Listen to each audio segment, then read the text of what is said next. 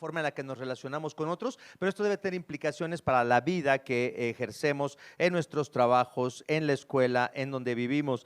Y hoy vamos a hablar acerca de cómo podemos tener relaciones sanas. ¿Qué es lo que dice Jesús acerca de tener relaciones saludables con otros? Vamos a ir al pasaje que está en Mateo capítulo 7, versículos del 1 al 11. Mateo capítulo 7, versículos del 1 al 11. Vamos a leer ahí. Mateo 7, del 1 al 11. Y dice así: no juzguen a nadie para que nadie los juzgue a ustedes, porque tal como juzguen se les juzgará, y con la medida que midan a otros se les medirá a ustedes. ¿Por qué te fijas en la astilla que tiene tu hermano en el ojo y no le das importancia a la viga que está en el tuyo? ¿Cómo puedes decirle a tu hermano, déjame sacarte la astilla del ojo, cuando ahí tienes una viga en el tuyo? Hipócrita, saca primero la viga de tu propio ojo y entonces verás con claridad para sacar la astilla del ojo de tu hermano. No den lo sagrado a los perros, no sea que se vuelvan contra ustedes y los despedacen, ni echen sus perlas a los cerdos, no sea que las pisoteen. Pidan y se les dará, busquen y encontrarán, llamen y se les abrirá. Porque todo el que pide recibe, el que busca encuentra, y al que llama se le abre. ¿Quién de ustedes, si su hijo le pide pan, le da una piedra? ¿O si le pide un pescado, le da una serpiente? Pues si ustedes, aun siendo malos, saben dar cosas buenas a sus hijos, ¿cuánto más su Padre que está en el cielo dará cosas buenas a los que le pidan? Esta es la palabra del Señor. Quiero empezar con una pregunta. ¿Es fácil mantener relaciones saludables con todas las personas a nuestro alrededor? ¿Es fácil tener relaciones buenas, saludables, edificantes, tranquilas, apacibles, que realmente sean útiles a los demás? ¿Es fácil tener esa clase de relación con los demás? ¿Es fácil en el matrimonio? ¿Es fácil con los hijos? ¿Es fácil con los vecinos? ¿Es fácil en el trabajo? ¿Es fácil en la iglesia? ¿Dónde son fáciles las relaciones con otros? Nunca son fáciles. ¿Qué es lo que nos pasa? ¿Qué es lo que está mal con la humanidad? ¿Hay algo que está mal con la humanidad? ¿Cuándo fue la última vez que te peleaste con tus familiares o con tu esposa o con tu esposo, con tus papás? ¿Cuándo fue la última vez que tuviste un conflicto con una persona? Y claro, normalmente pensamos que la culpa de los conflictos, ¿quién la tiene? Los demás, ¿no? Es tu esposa. Les digo que tengo años de hacer consejería familiar y matrimonial y nunca he visto a un esposo o una esposa que vengan a consejería y que me digan, pastor, soy un pésimo esposo. O la mujer que diga, soy una pésima esposa. Nadie ha venido así. Siempre cuando alguien viene a consejería matrimonial, vienen con acusaciones diciendo, el otro tiene la culpa. El otro es el que está causándome problemas. ¿Cómo puede usted detener a esta persona para que deje de causar problemas? Dígale algo a mi esposa, dígale algo a mi esposo, porque el problema es esa persona.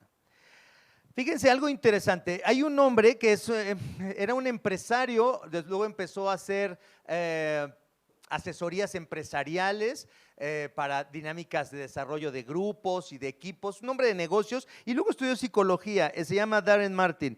Entonces ahora es maestro de psicología en una universidad en los Estados Unidos. Y fíjense lo que hizo un experimento. Este experimento era pedirles a los estudiantes que por una semana trataran a todas las personas a su alrededor con mucha paciencia, que se interesaran en ellos, que les hicieran preguntas personales, que los trataran muy bien, que se interesaran en los demás. Después de una semana regresaron y les pidió el profesor que evaluaran cómo se habían sentido, cómo les había ido en sus clases, cómo les había ido si habían tenido exámenes, cómo había sido el desempeño de su vida en esa semana. Fíjense algo interesantísimo, es un psicólogo, no es cristiano, es un psicólogo secular, y dijo, los estudiantes presentaron muy buenos resultados en todas las áreas. Se sintieron mejor estudiando, se concentraron mejor, en todos los aspectos mejorar.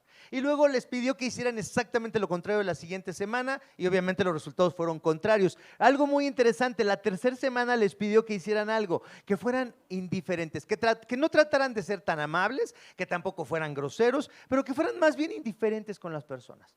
Y fíjense cuáles fueron los resultados. También fueron negativos. Su desempeño académico, su desempeño emocional, cómo se sintieron, fue también negativo.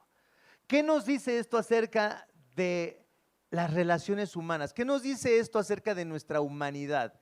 ¿Qué nos dice esto acerca de nuestra humanidad? Que fuimos hechos para amar a otros, para interesarnos por otros, para apreciar a otros. Que no fuimos hechos para despreciar a otros, que no fuimos hechos para criticar a otros y condenarlos, sino que fuimos hechos para interesarnos en el bien de las otras personas. Y que eso, fíjense, aún para los no creyentes tiene beneficios. Pero nosotros como creyentes sabemos que fuimos hechos a la imagen y semejanza de Dios y que por eso no podemos escaparnos de esta forma en la cual fuimos creados. Entonces, en este texto Jesús habla acerca de las relaciones humanas, cómo construimos relaciones más saludables, relaciones que sean edificantes, relaciones, fíjense, que sean útiles. Quiero que piensen esto. Jesús nos enseña en el Sermón del Monte a que debemos de construir relaciones que sean útiles para los demás. Porque si hablamos solamente de amar a los demás, puede ser que tengas una idea romantizada de, es que amar a los demás quiere decir que soy amoroso, quiere decir que soy tierno, quiere decir que siempre hablo así, hermanita, hermanito. No quiere decir eso. Ser útil es que soy capaz de decir la verdad sin condenar a alguien. Eso es de lo que habla Jesús en este pasaje. Fíjense lo que dice: no juzguen a nadie para que nadie los juzgue a ustedes, porque tal como juzguen se les juzgará y con la medida que midan a otros se les medirá a ustedes. Entonces, esto es algo muy interesante porque es un pasaje es un texto que se ha utilizado mal, tanto en la iglesia como fuera de la iglesia. Es la idea de no juzgues a nadie, tú no tienes derecho de juzgar a nadie. Eso es lo que está enseñando Jesús, que no debemos decirle a una persona que está haciendo algo malo: oye, eso que estás haciendo está mal, eso que estás haciendo va a destruir tu vida, eso que estás haciendo va a tener consecuencias negativas en tu vida. Eso es lo que dice Jesús, que no debemos de decirle a una persona que está haciendo algo malo. Eso es juzgarla, y dice Jesús: no juzgues. No puede ser que Jesús esté diciendo eso, porque fíjense lo que dice Jesús en el versículo 3. ¿Por qué te fijas en la astilla que tiene tu hermano en el ojo y no le das importancia a la viga que está en el tuyo? ¿Cómo puedes decirle a tu hermano: déjame sacarte la astilla del ojo, cuando ahí tienes una viga en el tuyo? Hipócrita. Si Jesús dijera no juzguen, no le digan a nadie que está haciendo algo malo, no le llamaría a las personas que juzgan a otros y los condenan y se sienten superiores a los demás, no les llamaría hipócritas. ¿Están de acuerdo? Hipócrita es un adjetivo calificativo, positivo o negativo. Negativo. Entonces Jesús está diciendo: esas personas que hacen esto, esas personas que condenan a otros, que se sienten superiores a otros y que enseñan a otros como si ellos fueran mejores que los demás, esas personas son hipócritas, porque realmente no han reflexionado acerca de su condición personal, ¿no? Pero no está diciendo que no debemos decir lo que está mal. El mismo Jesús está diciendo: hipócritas. Dice cosas más duras el Señor Jesús en el versículo 6, dice: no den sagrado a los perros, no sea que se vuelvan contra ustedes y los despedacen, ni echen sus perlas a los cerdos, no sea que las pisoteen. ¿Cómo le llama Jesús a ciertas personas? ¿Qué palabras tan duras, no? ¿Está hablando realmente de los perros o de los cerdos? ¿O esto es una alegoría de ciertas personas que se comportan como estos animales? ¿Son palabras duras de Jesús? Son palabras muy duras. Entonces Jesús no prohíbe que señalemos lo malo, sino lo que está diciendo Jesús cuando dice: no juzguen a nadie para que nadie los juzgue a ustedes, porque tal como juzguen se les juzgará. ¿Y por qué te fijas en la astilla que tiene tu hermano en el ojo y no le das importancia a la viga que está en el tuyo? Es que Normalmente nuestra actitud hacia los demás es una actitud de desprecio, y cuando juzgamos a otros no estamos señalando lo que están haciendo mal porque queremos ser útiles a ellos, porque queremos que cambien, que se arrepientan, que vengan al camino del Señor, que pidan perdón y que mejoren. No, cuando criticamos a alguien y juzgamos a alguien y lo condenamos es porque lo despreciamos en nuestro corazón.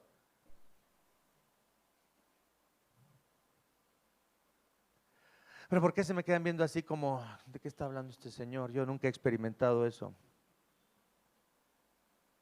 Si no me creen que ustedes son tan malos como yo, vamos al capítulo 3 de Tito.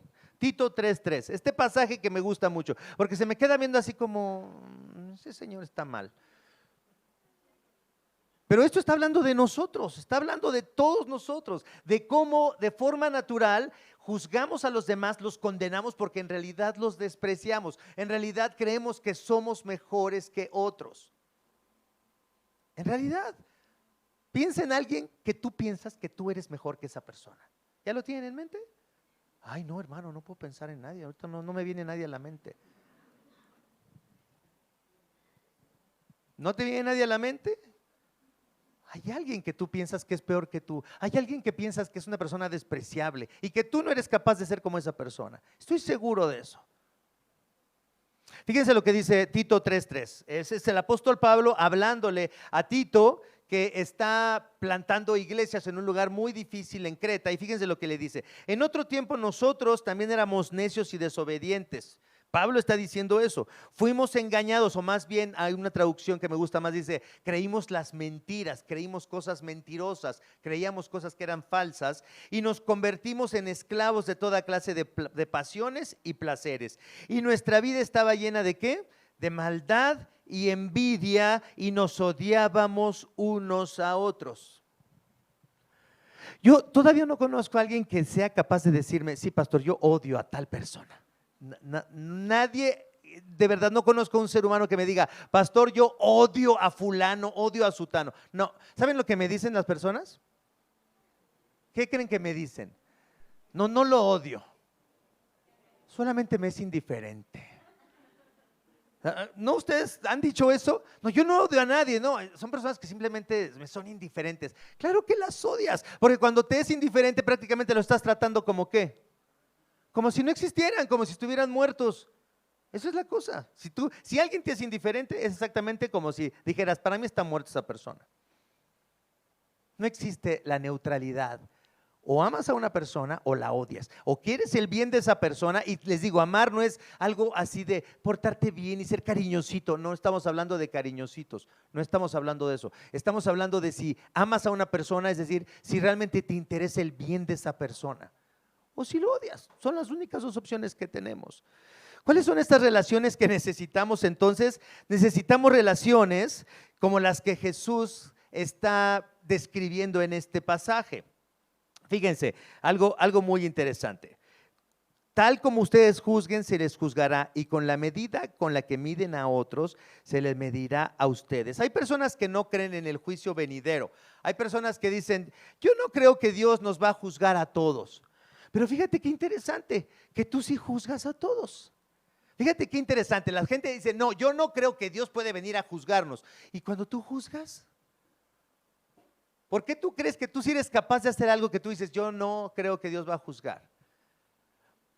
¿Por qué todas las personas? Conozco a personas que no quieren ser cristianos porque en realidad tienen miedo de que alguien los juzgue, aunque ellos no pueden parar de juzgar. Yo no quiero ser cristiano porque me choca esta idea de que vamos a ser juzgados y vamos a ser condenados. Eso me parece muy estrecho, me parece muy excluyente, me parece como que solamente hay una verdad en el mundo. No me gusta eso. Me gusta ser más abierto, soy más diverso, me gusta ser más incluyente. Y sin embargo, las personas más diversas y más incluyentes son las más duras para juzgar a otros. Son las más duras para juzgar a otros. Ahorita, por ejemplo, hay el caso de un actor woke indigenista muy famoso, que acaba de entrar en un pleito legal con una de sus parejas íntimas que ha tenido, y resulta que esa mujer también es una indigenista woke, progre mexicana, y lo acaba de demandar, y él acaba de perder unos contratos para hacer películas porque ella lo está acusando de ciertas cosas muy terribles, horribles, esta gente expone su vida íntima de una forma totalmente desvergonzada.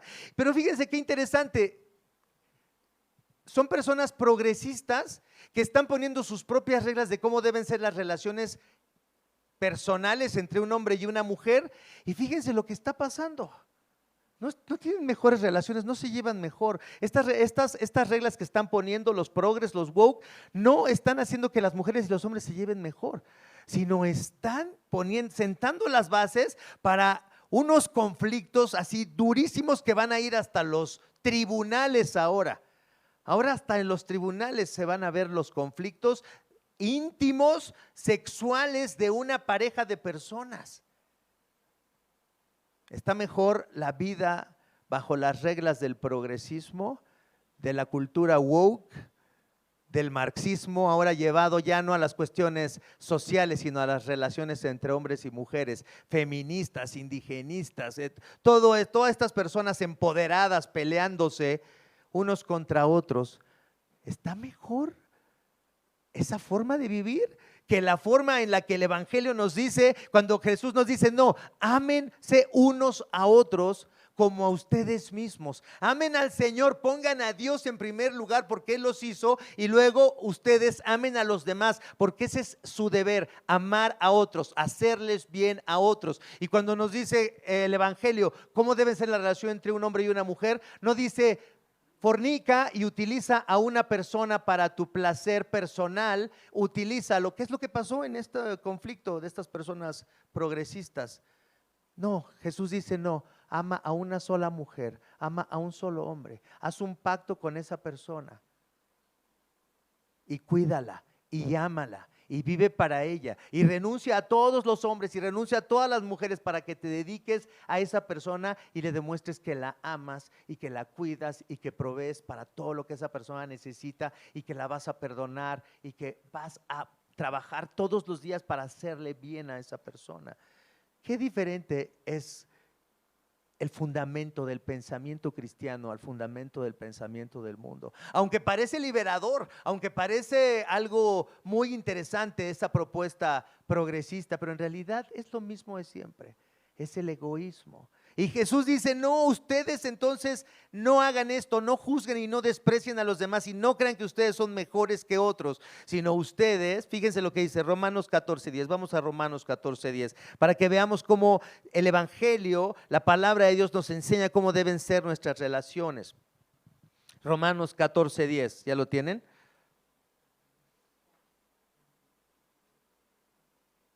Dice Romanos 14:10. Tú entonces, ¿por qué juzgas a tu hermano? ¿O tú por qué lo menosprecias? Todos tendremos que comparecer ante el tribunal de Dios.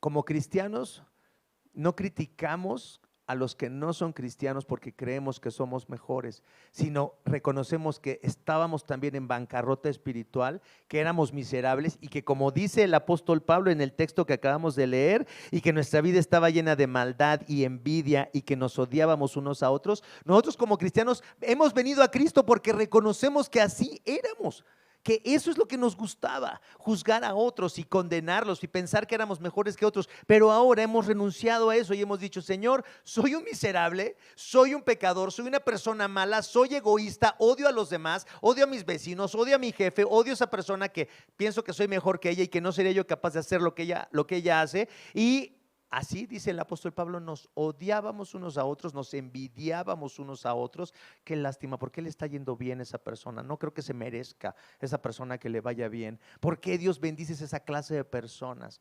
Y a veces no lo decimos, pero solamente lo pensamos, porque es muy duro decir que nuestro pecado principal es la envidia. Tampoco jamás nadie ha venido conmigo y me ha dicho, pastor, fíjese que mi principal problema en la vida es que soy bien envidioso. Jamás.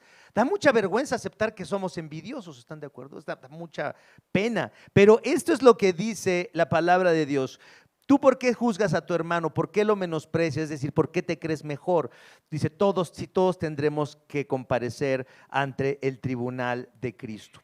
Si queremos realmente ayudar a otros, entonces dice Jesús, no juzgues para que no seas juzgado. Pero esto no quiere decir que no señalemos lo que está mal, sino que no lo hagamos desde una superioridad moral. Porque dice, en realidad, si lo haces desde una superioridad moral, en realidad eres un hipócrita, porque no ves la viga que hay en tu ojo y estás diciéndole al hermano que tiene una astilla en su ojito. Así es que no hagas esto. Más bien tenemos que hablar la verdad en amor. Efesios 4:15, fíjense lo que dice. Esta es la forma en la que deberíamos de relacionarnos con otros. Fíjense lo que dice Efesios 4:15. En lugar de creernos mejor que los demás, deberíamos de cambiar nuestra actitud y hacer lo que dice Efesios 4:15. Dice el apóstol Pablo, hablándole a los efesios, dice, en cambio, hablaremos la verdad con amor y así creceremos en todo sentido hasta parecernos más a Cristo, quien es la cabeza de su cuerpo, que es la iglesia. Fíjense, hablaremos la verdad en amor y así creceremos en todo sentido. Les dije que pensemos en cómo podemos desarrollar relaciones útiles, relaciones que permitan a otros crecer. Y Pablo nos dice, tenemos que hablar la verdad, ¿en qué? En amor. Jesús es el ejemplo perfecto de cómo se puede combinar la verdad con amor.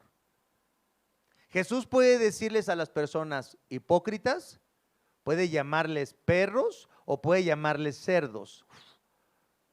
Qué palabras tan duras. Pero es la verdad de la condición humana. Pero también Jesús es el único que puede decir, vengan a mí si están trabajados y cargados.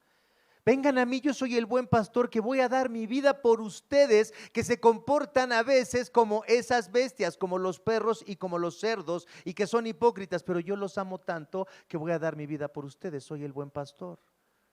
Yo soy el pan que descendió del cielo.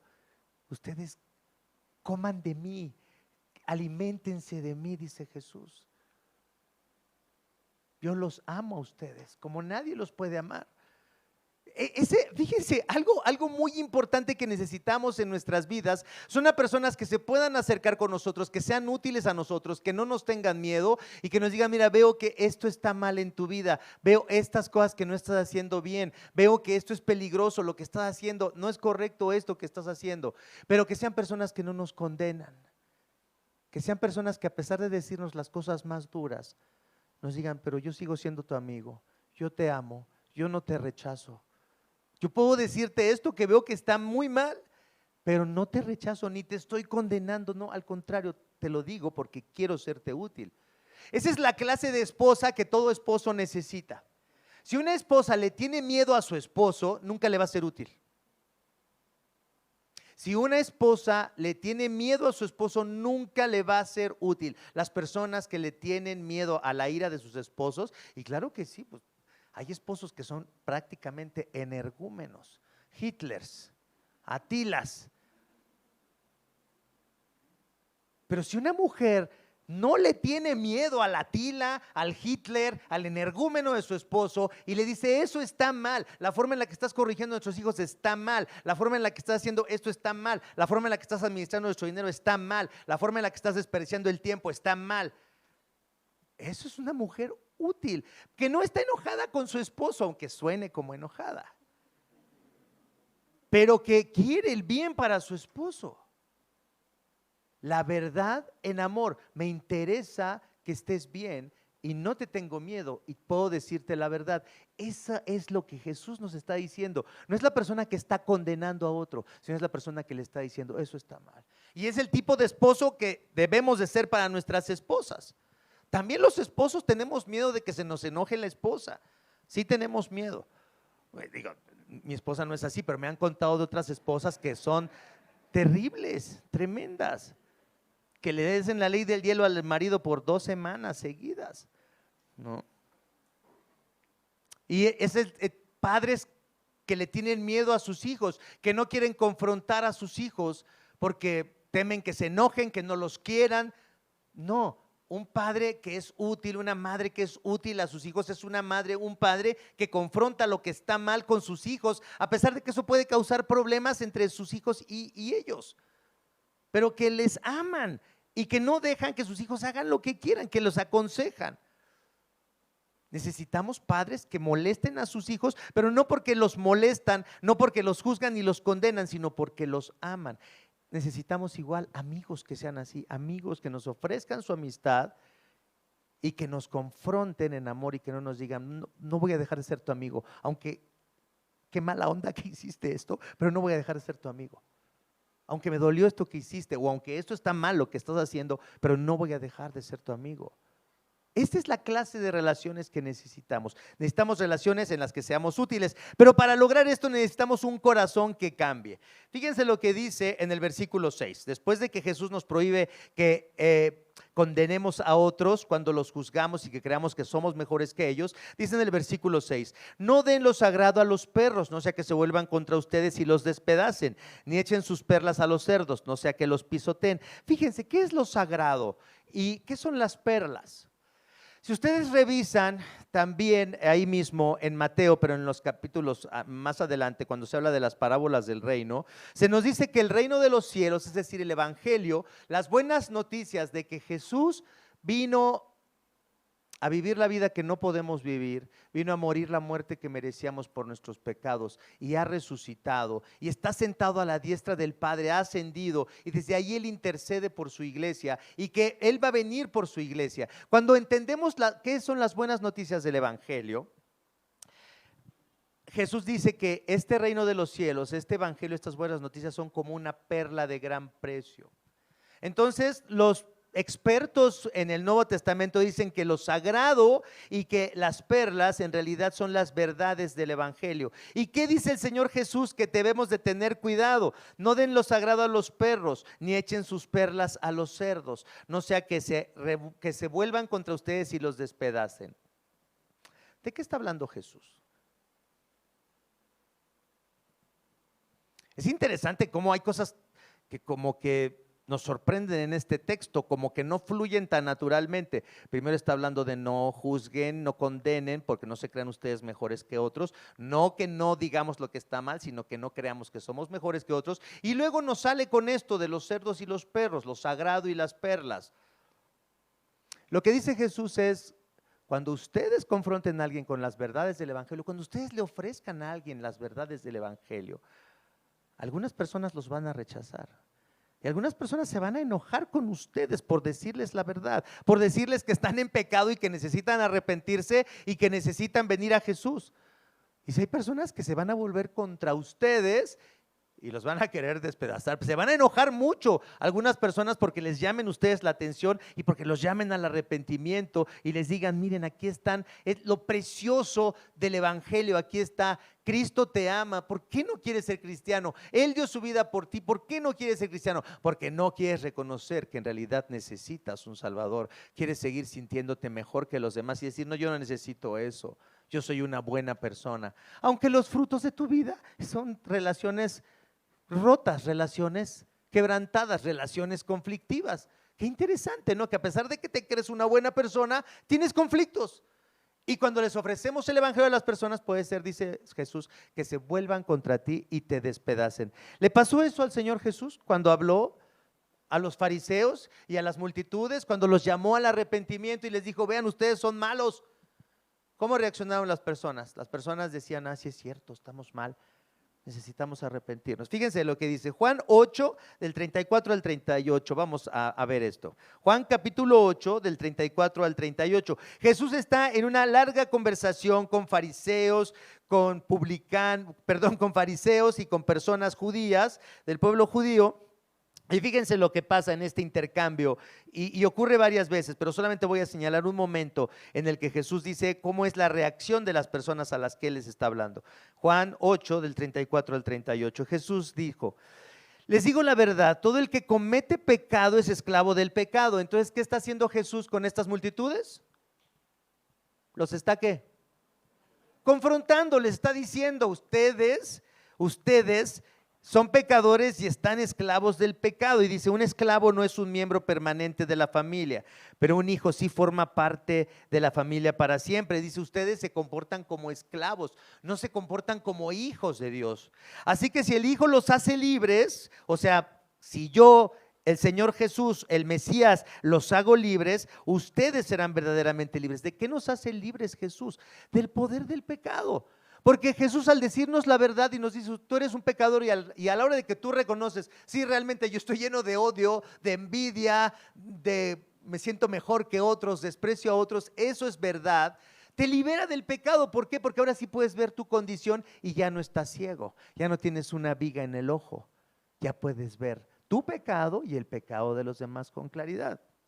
Entonces dice, si el Hijo los hace libres, ustedes serán verdaderamente libres. Claro, me doy cuenta de que son descendientes de Abraham. Aún así, algunos de ustedes procuran, ¿qué? Matarme, porque no tienen lugar para mi mensaje en su corazón. A ustedes no les gusta que les diga la verdad y por eso quieren matarme. Es prácticamente lo que está diciendo Jesús. Contrario al corazón de los cerdos y los perros descritos en este pasaje, el corazón que deberíamos de tener es un corazón agradecido de tener a Jesús en nuestras vidas, para que nos hable con la verdad, exponga lo que está mal y fíjense, y no solamente nos haga sentir miserables, pero que nos diga, y además de todo, a pesar de ser como eres, aquí está mi amor. Y voy a dar mi vida por ti. Y Jesús va a la cruz por personas como tú y como yo, que nunca vamos a poder, como dijo Rodrigo en la oración, nunca vamos a poder responder al amor de Dios como el amor de Dios merece. Siempre vamos a ser infieles, aunque Él ha hecho un pacto con nosotros. Y siempre les digo esto, lo que Jesús hace al ir a la cruz por personas como nosotros es como si alguien se fuera a casar. Y de pronto te das cuenta, tienes la seguridad, ves una visión de esa persona con la que te vas a casar y sabes que te va a ser infiel en algún momento de su matrimonio. Sabes que va a amar más a otra persona que a ti con la que se está casando. Aún así, sabiendo eso, ¿tú te casarías con esa persona? Sabiendo que te va a ser infiel, sabiendo que te va a traicionar. ¿Ustedes se casarían con alguien que saben que los va a traicionar, que les va a ser infiel? ¿Quién lo haría? ¿Ni uno? Nadie lo haría. Ni yo lo haría, nadie lo haría. Estaríamos locos si lo hiciéramos. Pues Jesús es lo que hizo. Fue a la cruz y dio su vida por ti para demostrarte que te ama, a pesar de que sabe que tú nunca vas a poder amarlo y que tú nunca le vas a poder ser fiel, que siempre vas a amar otras cosas más que a Él. Eso es lo que nos libera del pecado y lo que nos permite cambiar nuestra forma de relacionarnos con los demás. Si vemos lo que Jesús ha hecho con nosotros, entonces no puedo sentirme superior a otros, entonces no puedo ni siquiera condenar a los que rechazan el evangelio que les ofrezco, ni siquiera eso, porque Jesús no los rechazó. ¿Qué es lo que cambia nuestros corazones? Comprender profundamente esto. Fíjense la tercera parte de este texto. Entonces la primera parte es: no juzguen, no condenen a otros desde una superioridad moral, porque ustedes no son superiores a nadie, no sean hipócritas. La segunda es: tengan cuidado, porque cuando ofrezcamos el evangelio, las personas se van a volver contra nosotros y se van a enojar, porque nosotros muchas veces así reaccionamos cuando alguien nos habló del evangelio. Seguramente muchas veces lo rechazamos y dijimos: eso es una tontería, el cristianismo es una estupidez, yo no necesito eso, soy una buena persona. Nos comportamos así, pero fíjense lo que pasa en la última parte de este texto, que también me llama la atención, cómo Jesús nos desafía a algo. Fíjense el versículo 7 al 10, dice: pidan y se les dará, busquen y encontrarán, llamen y se les abrirá, porque todo el que pide, recibe, el que busca, encuentra, y al que llama se le abre. ¿Quién de ustedes, si su hijo le pide pan, le da una piedra? O si le pide un pescado, le da una serpiente? Pues si ustedes, aun siendo malos, saben dar cosas buenas a sus hijos, ¿cuánto más su Padre que está en el cielo dará cosas buenas a los que le pidan? Esto me recuerda a la canción que les cantaba a mis hijos mientras les hacía cosquillas, ¿verdad? Piden pan y ¿qué? Y no les dan. Piden hueso y se les atora en el pescuezo. No quería recordar eso, pero mi hijo siempre me decía: coquillita de San Juan, papá.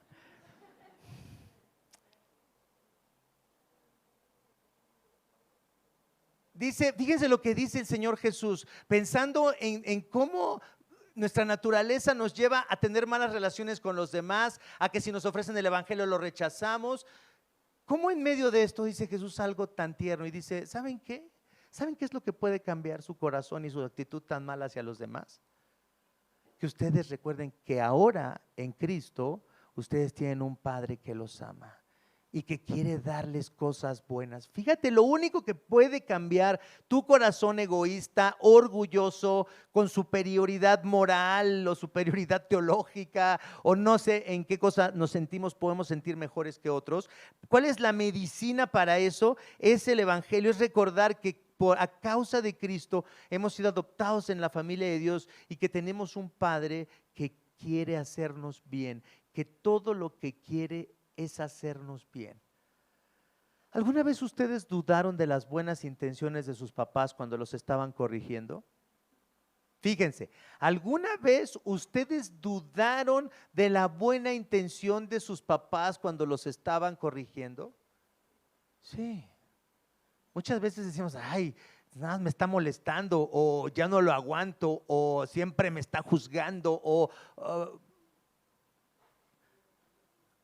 pero hay un Padre, que es nuestro Padre Celestial, que no juega juegos con nosotros, que no es hipócrita como puede ser un padre humano, que no es falso, que nos ama sinceramente, que no nos ama solamente para su provecho o que no nos ama solamente para que no le demos problemas, como nosotros podemos amar a nuestros hijos de una forma egoísta, sino tenemos un Padre que dice, fíjense lo que dice, si ustedes aún siendo malos saben dar cosas buenas a sus hijos, cuánto más su Padre que está en el cielo dará cosas buenas a los que le pidan. ¿Qué puede cambiar nuestro corazón? Que nosotros vayamos a ese Padre, le pidamos, busquemos, llamemos hasta que Él nos responda, nos abra y nos dé lo que necesitamos. Todo el que pide recibe, el que busca encuentra y el que llama se le abre. Cristo Jesús nos ha hecho que seamos adoptados en la familia de un Padre así amoroso. Si tú no conoces a ese Padre amoroso, si tú no entiendes el amor de ese Padre amoroso que quiere darte todo lo mejor, nunca tu corazón va a cambiar sinceramente. Puede ser que mejores, puede ser que digas ya no voy a ser tan orgulloso, puede ser que digas bueno, voy a tratar de ser útil a los demás, voy a tratar de hablar la verdad en amor, bueno, sí voy a tratar esto. No estamos hablando de eso hoy, estamos hablando de que conozcas el amor del Padre por medio de Jesucristo, y que cuando eso sea real en tu vida y lo veas, y no vas a poder verlo si no oras, si no le pides al Padre. Hace años, empezamos en el 2012, reuniones los miércoles a las 8 de la noche para orar. Empezamos 5 personas, luego 6 personas, nunca pasamos mucho de 20, ahora en la pandemia llegamos hasta 40 personas conectadas en la oración, y ahora más o menos estamos en un promedio de unas 20 personas, 17 personas que oran todos los miércoles con nosotros. Pero ¿saben cuántas cosas Dios nos ha respondido en esos 12 años que hemos estado orando todos los miércoles? Hemos visto a personas que no eran cristianas venir y hacerse cristianos, bautizarse en el nombre del Padre, del Hijo, del Espíritu Santo, caminar con el Señor. Hemos visto personas sanadas, hemos visto personas que han muerto, hemos visto cosas en el ministerio que Dios nos ha permitido hacer, plantar iglesias, encontrar a los plantadores para plantar esas iglesias, para enviar familias del Redentor a otras iglesias, aunque somos poquitos, pero hemos enviado familias a otras iglesias que ahora están ahí en Iztapalapa o están en Azcapotzalco. Hemos podido, con los recursos que tenemos, ayudar a personas enfermas en un albergue para niños. Hemos podido hacer tantas cosas, no porque somos buenos, sino porque Dios ha cambiado nuestros corazones para relacionarnos con otros en fe, en confianza, porque hemos pedido, hemos buscado, hemos encontrado, hemos llamado, hemos visto a nuestros hijos alejarse del Señor y los hemos visto algunos de nosotros regresar al Señor. Hemos pasado por diferentes cosas, pero si tú no oras, si tú no pides, si tú no llamas, entonces nunca vas a poder decir, yo sé que tengo un Padre amoroso que me ama y que quiere lo mejor para mí. Y eso es lo que cambia nuestros corazones. Y entonces vamos a dejar de ser personas que condenan a otros, que solamente critican a otros o que le tienen miedo a otros, pero que no se convierten en personas útiles, útiles para el reino, útiles en su matrimonio, útiles en su familia, útiles en su comunidad, útiles en su trabajo. ¿Se dan cuenta lo que puede pasar si realmente le damos nuestra vida a Cristo y si vamos a ese Padre y si le pedimos, Él nos va a mostrar que está con nosotros y eso va a cambiar nuestros corazones? ¿Cómo podemos tener relaciones saludables? ¿Cómo podemos? ¿Qué es lo que cambia nuestros corazones? La verdad del Evangelio. Y luego que uses esa verdad para acercarte a ese Padre y que estés en constante comunión con ese Padre, que estés en constante comunicación con ese Padre, que constantemente estés dependiendo de Él y cuando de pronto abras tus ojos, el Señor está obrando en tu vida de una forma inesperada, de una forma que dices, no sé, no me reconozco. ¿Por qué no estoy tan enojado como antes? ¿Por qué no estoy hablando tan mal de la gente como estaba hablando antes? ¿Por qué ya mi conversación no es acerca de otros, sino mis conversaciones han cambiado? ¿Por qué ya perdoné a alguien? Ya ni me acordaba lo que me ha hecho esa persona. Ya no estoy ahí dándole y dándole con lo que me hizo esa persona. Ya no me afecta eso que me hizo. Y no maté a esa persona, no me es indiferente. Ahora puedo orar hasta por esa persona que es mi enemiga. Hemos llegado a esos puntos. ¿El Evangelio nos está transformando para llegar a ser esa clase de personas? ¿O estamos todavía atrapados en nuestra amargura, en nuestra religiosidad, en nuestra envidia y condenamos a las personas con las que no estamos de acuerdo? ¿Cuál es tu actitud en esta hora? ¿Dónde estás? Esta es la invitación del Evangelio. Vengamos a ese Padre amoroso, dejemos que Él cambie nuestros corazones y veamos si realmente el Evangelio tiene poder para salvarnos y para cambiarnos. Vamos a orar. Padre Santo, queremos serte fieles, queremos ser personas útiles a los demás, queremos tener relaciones saludables con otros. Y las relaciones saludables incluyen esa confrontación amorosa, incluyen el incomodar a otros y que nos incomoden a nosotros, pero que no rechacemos a nadie, que no digamos porque me hiciste eso, ahora vas a pagar por lo que me hiciste. No, Señor, sino que los tratemos como tú nos tratas a nosotros, que nos confrontas en verdad, que nos dices que estamos mal, que nos comportamos muy mal, que somos hipócritas muchas veces, pero que tú no nos rechazas, que nos amas y que diste, Señor Jesucristo, tu vida por nosotros para ser adoptados en la familia de Dios y que ahora disfrutemos esa relación con ese Padre amoroso que quiere bendecirnos, que quiere darnos todas las cosas buenas que necesitamos. Padre, perdónanos por no ir a ti, perdónanos por no orar lo suficiente, por no confiar en ti. Perdónanos porque nuestros corazones no han sido transformados por nuestra negligencia espiritual, por no confiar en Jesús cada vez más. Pero Padre, llévanos a una confianza profunda en tu Hijo, en esa vida preciosa, perfecta que Cristo vivió en favor de nosotros, en esa obediencia de Cristo que ahora es nuestra. Que lo contemplemos ahí en la cruz, crucificado por nuestros pecados, crucificado para que nosotros no seamos castigados, resucitado con poder, ese poder que opera en nosotros. Y Padre, gracias por las promesas de que tú vas a regresar, Señor Jesús, un día por nosotros, vas a regresar por tu iglesia, vas a establecer tu reino y por fin tendremos las relaciones que queremos tener con todas las personas. Vamos a ser útiles, ya no vamos a tener miedo ni vergüenza y vamos a poder amar a los demás, hacerles bien a los demás como tú quieres hacernos bien a nosotros. Bendícenos en esta hora, guárdanos, cámbianos, Señor. Bendice a tu iglesia, fortalece nuestra fe en Cristo. Te lo pedimos en ese nombre precioso. Amén.